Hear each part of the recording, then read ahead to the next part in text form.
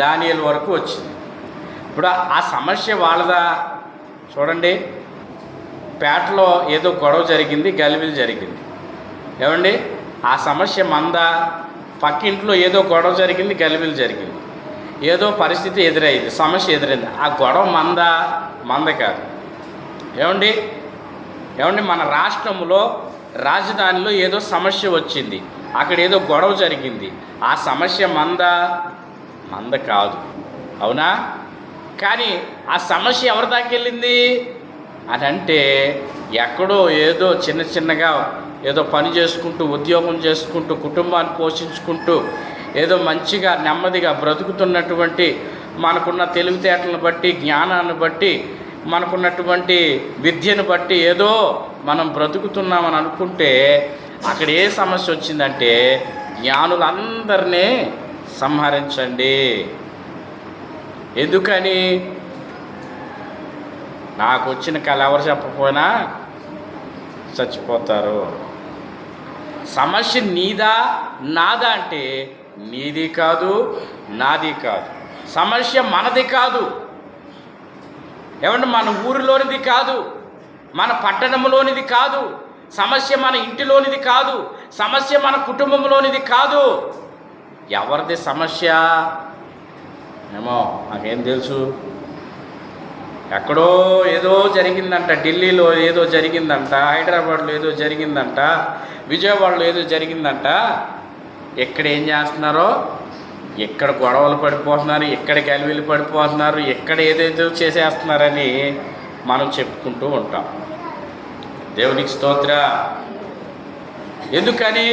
ఆ సమస్య మన దాకా వస్తే మనం కూడా నశించిపోతామేమో అని. దేవునికి స్తోత్ర, దేవునికి స్తోత్ర. మరి మనం ఏం చేయాలి? మనం కూడా ఏం చేయాలి? మనకు కూడా అనిపిస్తుంది. చూసారా, మనకు కూడా అనిపిస్తుంది. ఏమనిపిస్తుంది అంటే, ఇదిగో ఆ పేటలో లేదా ఊర్లో ఫలానా ఊరు ఉందంట, ఫలానా ఏరియా ఉందంట, ఫలానా పేట ఉందంట, ఆ పేటలో ఆ ప్రాంతంలో కుటుంబం ఉందంట, కుటుంబంలో పిల్లలు పాడైపోయారంట, ఆ పిల్లల పరిస్థితి బాగోలేదంట, లేకపోతే ఆ కుటుంబంలో ఆ పెద్ద యొక్క పరిస్థితి బాగోలేదంట, ఆ కుటుంబంలో ఆ తండ్రి యొక్క పరిస్థితి బాగోలేదంట, ఆ కుటుంబము సమస్తము కూడా ఎలా ఉందంటే నాశనానికి వెళుతున్నట్లుగా కనపడుతుందంట అని మనం చెప్పుకుంటామా చెప్పుకోమా? దేవుని స్తోత్రం చెప్పండి. నడిపించు నానావా నడి సాంద్రమున దేవా అందరు పాడండి. నా జన్మ ధరింపా నడిపించు నానావా. దేవుని స్తోత్ర, హల్లెలూయా. సమస్య మన కాదు కానీ మన ఏరియాలోదే. అది మన దాకా వస్తేనే కానీ తెలియదు, మన ఇంటి దాకా వస్తేనే కానీ తెలియదు, మన కుటుంబంలోకి వస్తేనే కానీ తెలియదు, మన కుటుంబంలో ఆ పరిస్థితులు ఎదురవుతేనే కానీ తెలియదు.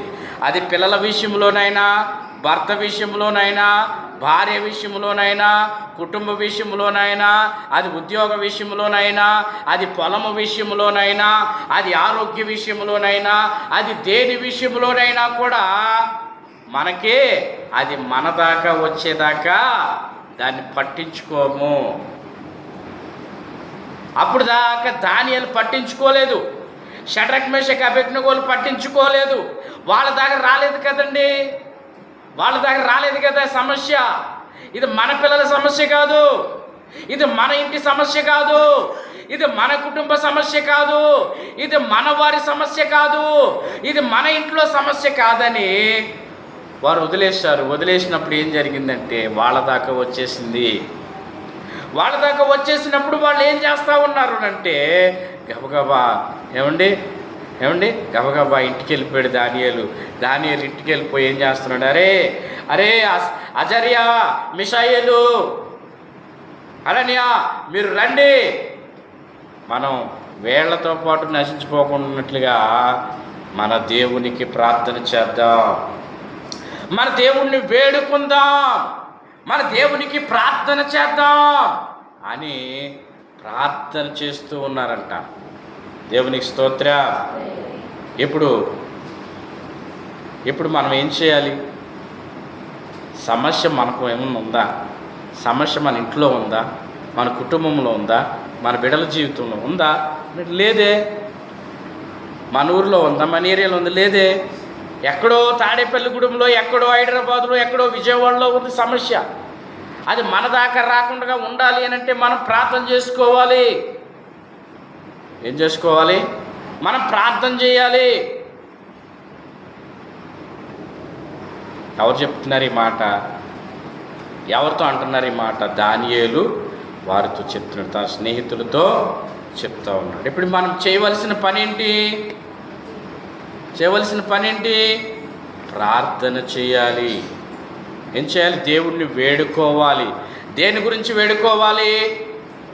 మనం ఎంత నెమ్మదిగా బతుకుతున్నాం, సంతోషముగా ఉన్నాం, ఏమంటే సుఖముగా ఉన్నాం, కావలసినవన్నీ దేవుడు ఇస్తున్నాడు, దేవుని కృప మనం పొందుకున్నాం, దేవుడు మనల్ని మర్చిపోలేదు, దేవుడు మేలుతో మనల్ని నింపి ఉన్నాడు. ఇక ముందు నువ్వు కూడా అలాగే ఉండాలి అని అంటే, ఇక ముందు నువ్వు కూడా నెమ్మదిగానే ఉండాలనంటే, ఇక ముందు నువ్వు కూడా ఆశీర్వాదకరంగా ఉండాలంటే దానియేలు చెప్తా ఉన్నాడు. ఏమనంటే మనము ప్రార్థన చేయాలి. ఇప్పుడు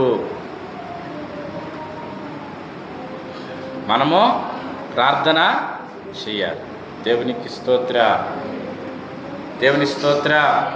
ఇప్పుడు మన పిల్లల బ్రతుకు బాగుండాలనుకోండి, మన కుటుంబ పరిస్థితులు బాగుండాలనుకోండి, మన కుటుంబం ఆశ్రితకరంగా ఉండాలనుకోండి, మనం నెమ్మదిగా ఉండాలనుకోండి, మనం మేలుకరముగా ఉండాలనుకోండి, మనం చేయవలసిన పని ఏంటి అని అంటే ప్రార్థన చేయాలి.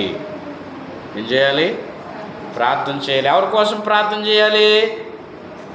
అరే బాబు, వీడి బయటికి వెళ్తే వీడు సమస్య తెస్తాడు, వీడు బయటికి వెళ్తే ఏదో తంటాలు తెస్తాడు, వీడు బయటికి వెళ్తే ఏదో గలిబిలి చేస్తాడు, వీడు బయటికి వెళ్తే ఏదన్నా అవుతుందేమని భయం వేస్తూ ఉంది అని మరి మనకు అనిపించినప్పుడు ఆ యొక్క భయము, ఆ బెదురు మనలో ఉన్నప్పుడు, మన ఇంటిలో ఉన్నప్పుడు ఏది రాకుండా ఉండాలంటే మనం ఏం చేయాలి? ప్రార్థన చేయాలి. వాక్యంలో ఉంది కదా, ఇట్టి విధమైనది ప్రార్థన లేకుండా వదిలిపోవుట అసాధ్యం. యేసయ్య ఏం చెప్తున్నాడు అని అంటే, యేసయ్య మనకి ఏం బోధిస్తూ ఉన్నాడు అని అంటే, సమస్య మన ఇంటిలో లేదు, మన ఒంటిలో లేదు, మన కుటుంబంలో లేదు, ఎక్కడో ఉంది. కానీ ఆ సమస్య మనల్ని ముట్టకూడదంటే, ఆ సమస్య మన వైపు చూడకూడదనంటే, ఆ పరిస్థితి మనకు రాకూడదనంటే మనం ప్రార్థన చేయాలి. దేవునికి స్తోత్ర. హల్లెలూయా. అమెరికాలో, యునైటెడ్ స్టేట్లో అమెరికాలో టోర్నైడ్స్ వస్తూ ఉంటాయండి. టోర్నైడ్స్ అంటే తెలుసా? టోర్నైడ్స్ అంటే సుడిగాలి కింద వస్తాయి. సుడిగాలి కింద వచ్చి ఏం చేస్తాయి? అవి కార్లు అయినా, బస్సులైనా, లేదా ఉన్నవి ఏమైనా రేకులైనా ఏమైనా కూడా గాల్లోకి లేపి తీసుకెళ్ళిపోతాయి. అక్కడ ఏమున్నా కూడా ఏమైపోతుందంటే ఆకాశంలోనికి, ఆకాశం నుండి కింద వరకు కూడా సుడి తిరుగుతూ ఉంటుంది. మన చిన్నప్పుడు అనుకునేవారు, ఎక్కడైనా సుడిగాలు వేస్తే, సుడిగాలు తిరిగితే ఏమయ్యేది? గడ్డిమేట్లే పైకి లేచిపోయి, మనకు అలాగైతే అర్థమవుతుంది. అవునా? గడ్డిమేట్లు పైకి ఎక్కడికో తీసుకెళ్ళిపోయి, ఆ గాలి ఎక్కడో తీసుకెళ్ళి ఎక్కడో పడేసి. దేవుని స్తోత్ర. అలాగా ఒక సుడిగాలి, ఒక టోర్నైడ్ వస్తూ ఉంటే ఒక దూరం నుండి కొన్ని కుటుంబాలు చూస్తూ ఉన్నాయి. నిజంగా రియల్గా జరిగిందేనండి. కొన్ని కుటుంబాలు బయట నుంచి చూస్తూ ఉన్నాయి, స్త్రీలు పురుషులు చూస్తూ ఉన్నారు. వాళ్ళకి ఏం చేయాలో అర్థం కాలేదు. అప్పుడు చెయ్యి చాపి అది ఎట్నుంచి అయితే వస్తుందో, ఆ టోర్నైడ్ ఎట్నుంచి అయితే వస్తుందో ఆ టోర్నైడ్ వైపు చెయ్యి చూపించి వాళ్ళు ప్రార్థన చేయటం మొదలుపెట్టారు. వాళ్ళ దగ్గర రాలేదు, చాలా 2-3 కిలోమీటర్ల దూరంలో ఉంది, ఎక్కడో ఉంది.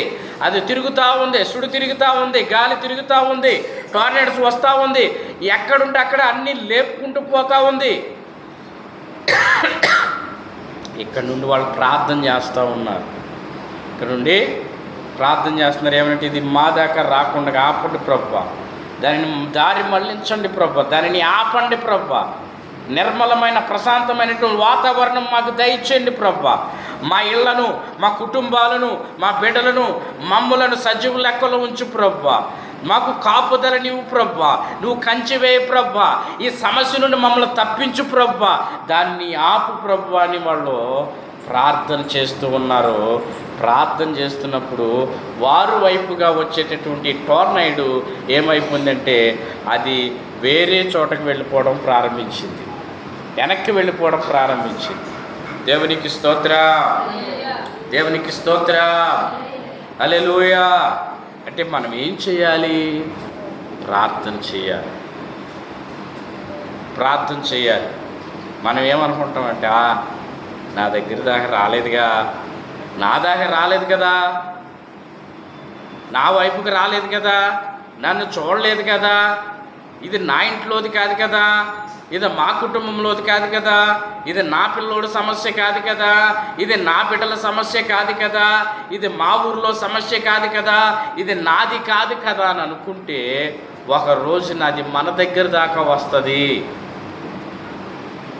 దేవుని స్తోత్రం చెప్పండి, దేవుని స్తోత్రం చెప్పండి, హల్లెలూయా. మనం ఏం చేయాలంట? మనం ప్రార్థన చేయాలి. దేవుని స్తోత్రం, హల్లెలూయా, దేవునికి స్తోత్రం. మన వాక్యము చదవక్కర్లేదు. దానియేలు, షడ్రకు, మెషకు, అబేద్నెగోలు ప్రార్థన చేశారు. ఇక్కడ చేశారా? ప్రార్థన చేశారా? చేశారండి? ప్రార్థన చేశారా? లేదు, వాళ్ళు చేశారు. ప్రార్థన చేసినప్పుడు ఏం జరిగింది? ఏం జరిగిందండి? కిందకి ఆ మాటలో కిందకి చదివినట్లయితే 19వ వచనం మనం చదివినట్లయితే, అంతటా రాత్రి యందు దర్శనము చేత ఆ మర్మము దానియేలునకు బయలుపరచబడిన గనుక దానియేలు దేవుని స్తోత్ర. ఏమైందంట? ఏం జరిగిందంట? ఏమండి? దేవుడు ఏం చేశాడంట? ఎక్కడో సమస్య, ఎవరిదో సమస్య, రాజుగారి సమస్య, జ్ఞానుల సమస్య, ఏమంటే తాంత్రికులు, కల్దీయులు, మాంత్రికులు, కృతవేత్తలు, గారడి విద్య గల వారి యొక్క సమస్య, వారి సమస్య, తెలివైన వాళ్ళ సమస్య, జ్ఞానవంతుల సమస్య. కానీ ఎవరు ప్రార్థన చేశారు? దానియేలు ప్రార్థన చేశారు, షడ్రక్, మెషక్, అబేద్నెగోలు ప్రార్థన చేశారు. ఆ రాత్రే దేవుడు సమాధానం ఇచ్చాడు. ఆ రాత్రే దేవుడు సమాధానం ఇచ్చాడు.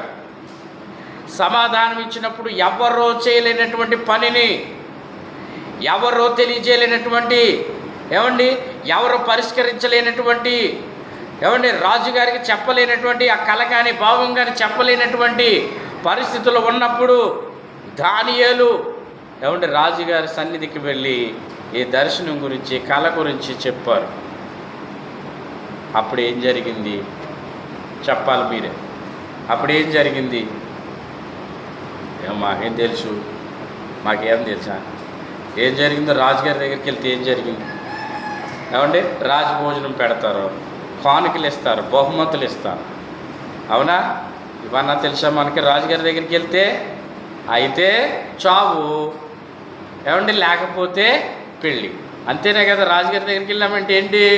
వెళ్ళామనుకో, మనం చెప్పే సమాచారం శుభ సమాచారం అనుకోండి, రాజుగారా బలా మంచిది, వీడికి ఏమైనా కానుకలు ఇచ్చి పంపించండి అంటారు. మనం సరిగా సమాధానం చెప్పుకోకుండా దుర్భాషలాడామనుకోండి, వీడిని తీసుకెళ్ళి సరసాల్లో పడేయండి అంటారు. ఇప్పుడు దానియేలు వెళ్ళాడు. మరి దానియేలుకి ఏం జరిగింది? దానియేలు దేవుడే నిజమైన దేవుడు. దానియేలు దేవుడు దేవతలకు దేవుడు. ఆయన తప్ప ఈ సమస్యను, ఈ కళను ఎవరు చెప్పలేరు.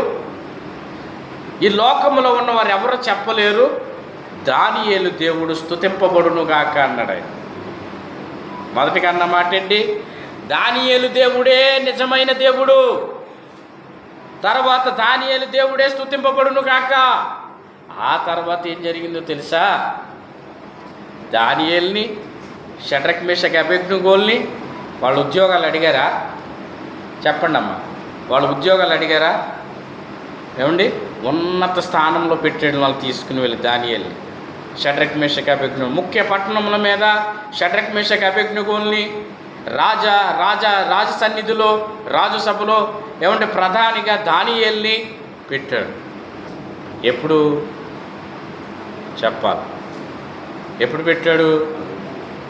కళ గురించి చెప్పాడు. కళ ఎలా తెలిసింది? దేవునికి ప్రార్థన చేశారు. సమస్య ఎక్కడుంది? రాజుగారి దగ్గర. ఏమండి, రాజుగారు ఉన్నటువంటి పట్టణంలో ఉంది రాజుగారిది సమస్య. వీళ్ళ ఇంటికాడ ప్రార్థన చేశారు. వీళ్ళ ఇంటికాడ ప్రార్థన చేస్తే దేవుడు సమాధానం ఇచ్చాడు. ఆ సమాచారము రాజుగారి దగ్గరికి వెళ్ళింది. అప్పుడు ఏం జరిగింది? గొప్ప కార్యము జరిగింది.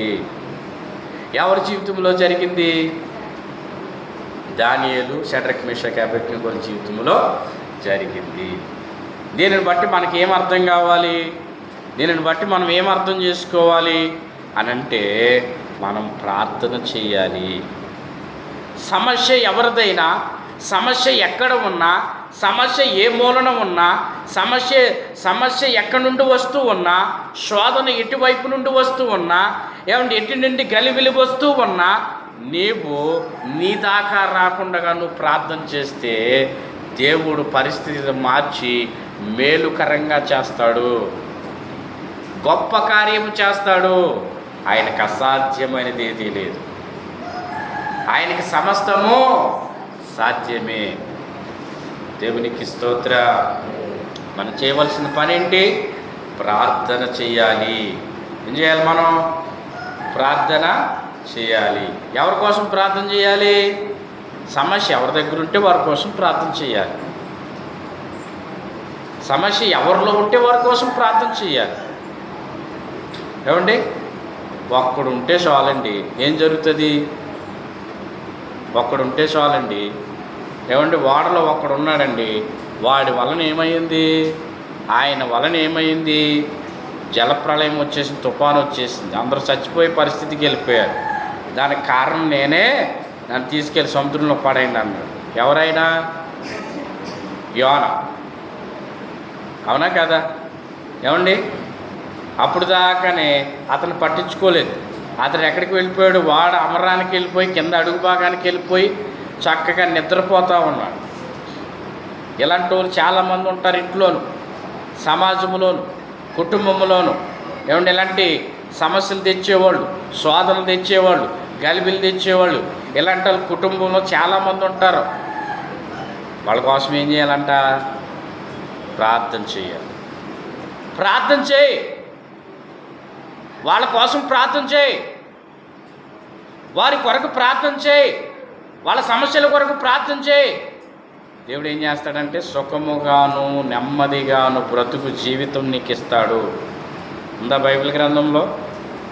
తిమోతికి రాసిన పత్రిక, మొదటి పత్రిక 2వ అధ్యాయము, మనము మొదటి వచనం 2వ వచనం మనం చూసినట్లయితే, మనము సంపూర్ణ భక్తియు మాన్యతయు కలిగి నెమ్మదిగాను సుఖముగాను బ్రతుకు నిమిత్తము అన్నిటికంటే ముఖ్యముగా మనుషులందరి కొరకు, రాజుల కొరకు, అధికారులందరి కొరకు విజ్ఞాపనలను, ప్రార్థనలను, యాచనలను, కృతజ్ఞతాస్తుతులను చేయవలెనని. దేవుని స్తోత్ర. ఏం చేయాలి మనం? ఏం చేయాలి మనం? మనకేం వస్తుందంటే, అయ్య బాబోయ్, ఆ ఊర్లోనే, ఆ పేటలో, ఆ ఏరియాలోనే గొడవ జరిగిందంట. ఎంత గొడవ జరిగిపోయింది అనుకుంటున్నారమ్మా? ఎలా కుట్టేసుకున్నారు అనుకుంటున్నారు? ఏమండి, ఎంత గలిబిలు అయిపోయింది అనుకుంటున్నారు అనే సందడిగా చెప్పుకుంటాం కానీ, ముచ్చట్లో పెట్టుకుంటాం కానీ, ఆ సమస్య ఎందుకు వచ్చిందో, ఆ పరిస్థితి ఎందుకు వచ్చిందో, ఆ బలహీనత ఎందుకు వచ్చిందో దానికోసం మనం ప్రార్థన చేయాలి. వాక్యం ఏం చెప్తూ ఉంది? ఏమంటే మనుషులందరి కొరకు, రాజుల కొరకు, అధికారుల కొరకు, ప్రజలందరి కొరకు ప్రార్థన చేయాలి. వాళ్ళ కోసం ప్రార్థన చేస్తే నాకేమొస్తుంది, వాళ్ళ కొరకు ప్రార్థన చేస్తే నాకేంటి, వాళ్ళ కోసం ప్రార్థన చేస్తే నాకు ఉపయోగం ఏంటి అని మనం అనుకోవడం కాదండి. వాక్యం తెలియజేస్తూ ఉంది, అందరి కొరకు నువ్వు ప్రార్థన చేస్తే దేవుడు ఏం చేస్తాడంటే సుఖముగాను నెమ్మదిగాను బ్రతుకు నిమిత్తం నువ్వు ప్రార్థన చేయాలి. నువ్వు సుఖముగాను నెమ్మదిగాను నువ్వు, నీ పిల్లలు, నీ కుటుంబము, ఏమండి మనము నెమ్మదిగా బ్రతుకు నిమిత్తము ప్రార్థన చేయాలి. దానియేలు ఒక్కడు ప్రార్థన చేశాడండి, చాలు. ఏం జరిగింది? షడ్రక్ మేషక్ అబేద్నెగోలు ప్రార్థన చేశారండి, చాలు. ఎస్తేరు ప్రార్థన చేసిందండి, చాలు. ఏమండి వారి ప్రార్థన చేస్తే పరిస్థితులు మార్చబడ్డాయి. ఎస్తేరు ఎవరి కోసం ప్రార్థన చేసింది?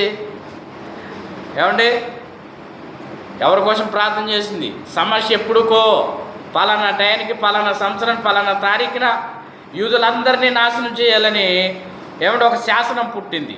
ఆ టయానికి వాళ్ళందరినీ చంపేయాలని శాసనం పుట్టింది.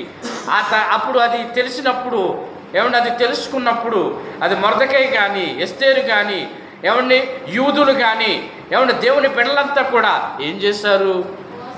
ఉపవాసం ఉండి ప్రార్థన చేశారు. వాళ్ళంతా కూడా ప్రార్థన చేశారు.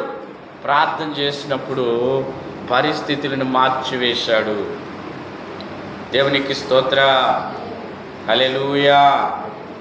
దేవునికి స్తోత్ర, హల్లెలూయా. మరి మనం ఏం చేయాలి? ప్రార్థన చేయాలి. ఒక ఆయనకి ఏమండి ఒక ఆయనకి 3 కుమారులు ఉన్నారంట. 3 కుమారులు ఉంటే ఏమండి ఆయనకి ఏమండి 3 ఎకరాల పొలం ఉందంట. పొలం ఉంటే వాళ్ళ చిన్నపిల్లలు ఏమండి ప్రతి దినము కూడా వాళ్ళ నాన్నగారు ఏం చేసేవాడనంటే ఏమండి ప్రార్థన చేసేవాడంట. ఏమండి వీళ్ళు 3 పిల్లలు కూడా ఏమండి మంచి ఉద్యోగాలు వచ్చినాయి.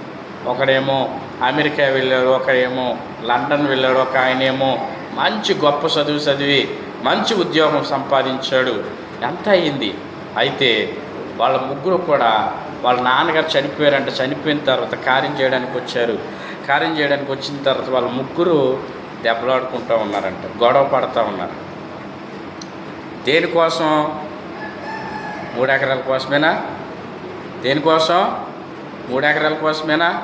ఉన్న ఆస్తి కోసమేనంటే దేనికోసమనంటే ఏమండి ఆ 3 పిల్లల కోసం, ఆ 3 పిల్లల భవిష్యత్తు కోసం, ఆ 3 పిల్లల ఆశీర్వాదం కోసం ప్రతి దినమునంట ఆయన ప్రార్థన చేసేవాడంట.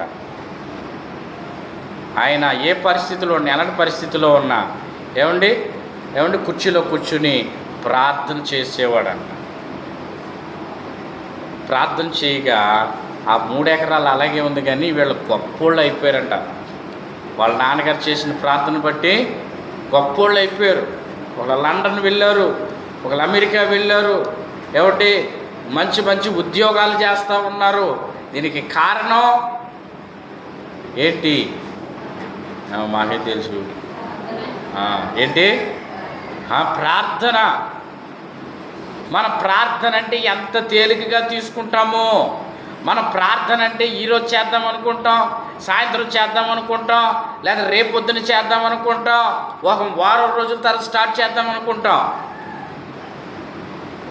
ప్రార్థన చేయాలంటే దానికి ఒక టైం పెట్టుకుంటాం. ప్రార్థన చేయాలని అంటే దానికి సమయం రావాలంటాం. ప్రార్థన చేయాలంటే అమ్మమ్మో 4 గంటలు ప్రార్థన చేస్తారా అంటాం. ఏమండి ప్రార్థన చేయమంటే నేను చేయగలనా ప్రార్థన అంటాం. ప్రార్థన చేయమంటే నేను చేయకూడదమ్మా ప్రార్థన అంటాం. ప్రార్థన ఏమన్నా మనం డబ్బులెట్టు కొనుక్కు రావాలా, సంతలోంచి కొనుక్కు రావాలా, షాపులోకి వెళ్ళి కొనుక్కు రావాలా? ఏమండి మనం అప్లికేషన్ పెట్టి ఏమంటే పంచాయతీకి వెళ్ళి తెచ్చుకోవాలా ప్రార్థన?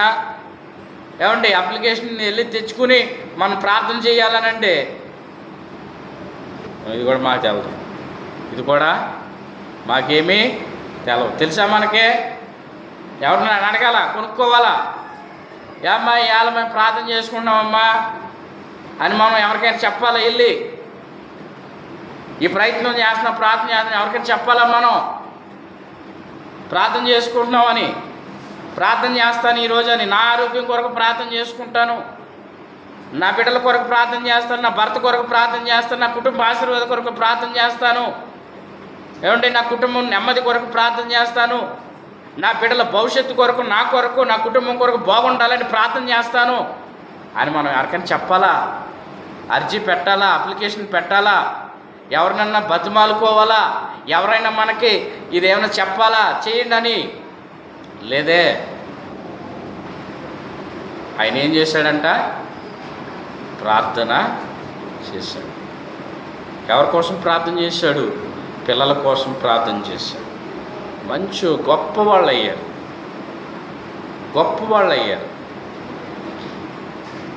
ఏమండి, మన కుటుంబం కొరకు ప్రార్థన చేయాలి, మన బిడ్డల కొరకు ప్రార్థన చేయాలి, మన కుటుంబ అవసరతల కొరకు ప్రార్థన చేయాలి.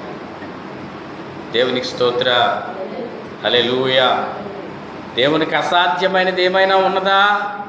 దేవునికి అసాధ్యమైనది ఏదీ లేదు.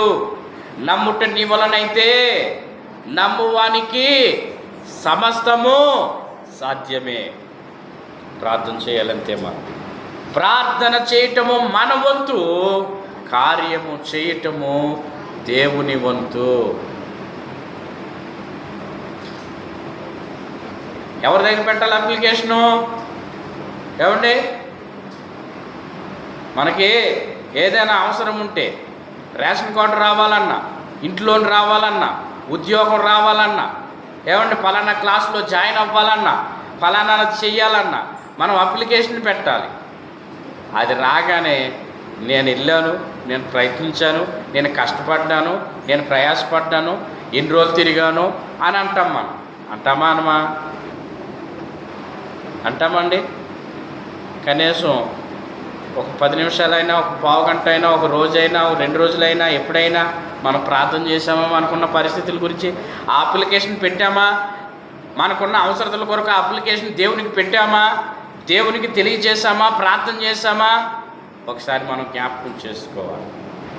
ఈ ఉదయకాల సమయంలో దేవుడు ప్రత్యేకంగా మనతో మాట్లాడుతూ ఉన్నాడు. ప్రార్థన చేయి, ప్రార్థన చెయ్యి, దేవుడు కార్యం చేస్తాడు. దానియేలు ప్రార్థన చేశాడండి. ఏదో వస్తుందని చేయలేదు, సమస్యలో పడకూడదని ప్రార్థన చేశాడు. ఆ సమస్యలో మనం కూడా చిక్కుకోకూడదని ప్రార్థన చేశాడు. ఆ పరిస్థితుల్లోకి మనము వెళ్ళకూడదని ప్రార్థన చేశాడు. అంతే. ప్రార్థన ఎవరి కోసమో చేస్తే, దేనికోసమో చేస్తే, వేటి కోసమో చేస్తే దేవుడు అద్భుత కార్యము వారి జీవితంలో చేశాడు. మరి నీ జీవితంలో కూడా జరగాల, నీ కుటుంబంలో కూడా జరగాల, నీ విషయంలో కూడా జరగాల. అలాంటి దేవుని యొక్క మేలుకరమైనటువంటి, ఆశీర్వదకరమైన, కృప కలిగినటువంటి దినాలు మనం కూడా చూడాలనుకుంటే, ఆ దీవెన మనం కూడా అనుభవించాలనుకుంటే, మరి మనం కూడా ప్రార్థన చేయాలి. మనం కూడా ఏం చేయాలి? ప్రార్థన చేయాలి. ప్రార్థన. దేవునికి స్తోత్రం, దేవునికి స్తోత్రం, దేవునికి స్తోత్రం. హల్లెలూయా. చేద్దామండి ప్రార్థన. ప్రతిదినము చేద్దాం ప్రార్థన, ప్రతిరోజు చేద్దాం ప్రార్థన. ఉదయం లేవగానే, ఏమంటే సాయంత్రం పడుకునేటప్పుడు, ఏమంటే మనం భోజనం చేసేటప్పుడు, ఏమంటే మనం ప్రార్థన చేయాలి. చేస్తున్నారా ప్రార్థన? ఉదయం లేవగానే ఏమంటే చేసుకుంటున్నారా? ప్రార్థన చేయాలి. మనం అనుకుంటాం లేవగానే నాకు టెన్షన్ మొదలైపోయింది. ఎవరి కోసం? నీకున్న పరిస్థితులను బట్టి లేవగానే నేను ఇదే చూడాలా, నాకు ఇదే జరగాలా, ఈరోజు ఎలాగే ప్రారంభం అవ్వాలా అని అనుకుంటాం. అలా జరగకూడదంటే నువ్వు ప్రతిదినం ప్రార్థన చేయాలి. ప్రభువా, ఈ సమస్య నా ముందుంది, ఈ పరిస్థితి నా ముందుంది, ఈ స్థితిగతులు నా ముందున్నాయి, ఇలాంటి నా ముందు కనబడుతున్నాయి. ఏమండి, మనం ప్రార్థన చేయాలి. ప్రభువా, ఇది నీ చేతికి అప్పగిస్తా ఉన్నా, ఈ సమస్య నీ చేతికి అప్పగిస్తా ఉన్నా అని మనం ప్రార్థన చేస్తే దేవుడు ఏం చేస్తాడంటే, ఏమండి, దానిని మార్చేస్తాడు. నీకు అనుకూలంగా, ప్రతికూలంగా ఉన్నటువంటి పరిస్థితులని అనుకూలముగా మార్చేసి దేవుడు గొప్ప కార్యం చేస్తాడు. గొప్ప కార్యము చేస్తాడు. చేశాడా లేదా దానియేలు జీవితంలో, షడ్రక్ మెషక్ అబేద్నెగోల జీవితంలో వాళ్ళ ప్రార్థన చేయగా దేవుడు గొప్ప కార్యము చేశాడు. మన జీవితంలో కూడా అలాంటి పరిస్థితులు చూడాలి అని అంటే ఆయన అంటున్నాడు, ఏమంటే మనం కూడా ప్రార్థన చేయాలి. ఇప్పుడు సమస్య ఎక్కడుంది? మరొకసారి సమస్య ఎక్కడుంది? రాజుగారి దగ్గర ఉంది. మన ఇంట్లో ఉందా? మన ఏరియాలో ఉందా? మన కుటుంబంలో ఉందా అంటే లేదు. ఎక్కడో ఉన్న సమస్య కోసం ఎక్కడున్నటువంటి ఎవరు ప్రార్థన చేశారు? దానియేలు ప్రార్థన చేశారు. అప్పుడు దానియేలుకి ఆశీర్వాదం వచ్చింది కదా. మరి మనం కూడా ఏం చేయాలి? రాజుల కొరకు, అధికారుల కొరకు, ప్రజలందరి కొరకు ప్రార్థన చేయాలి. మన ఇంట్లో వారి కొరకు, మన కుటుంబంలో ఉన్నవారి కొరకు, మన బంధువుల కొరకు, మన స్నేహితుల కొరకు, మన రక్త సంబంధుల కొరకు, నాన్న వారి కొరకు, చుట్టుపక్కల వారి కొరకు, ప్రతి ఒక్కరి కొరకు మనం ప్రార్థన చేయాలి. వాళ్ళ కొరకు ప్రార్థన చేస్తే దేవుడు ముందుగా మనల్ని ఆశీర్వదిస్తాడు. దేవుడు ముందుగా మన జీవితంలో, మన కుటుంబంలో మేలు చేస్తానని దేవుడు తెలియచేస్తున్నాడు. కాబట్టి మనము ప్రార్థన మానక నిత్యము ప్రార్థించేవారిగా, ప్రతిదినము ప్రతి సమయంలో ప్రార్థించేవారిగా ఉండాలని దేవుడు మనకు తెలియచేస్తున్నాడు. ఈ పరిశుద్ధ మాటలు మన వినికిడిలో దేవుడు దీవించి ఆశీర్వదించునుగాక. ఆమేన్. దేవునికి స్తోత్రం.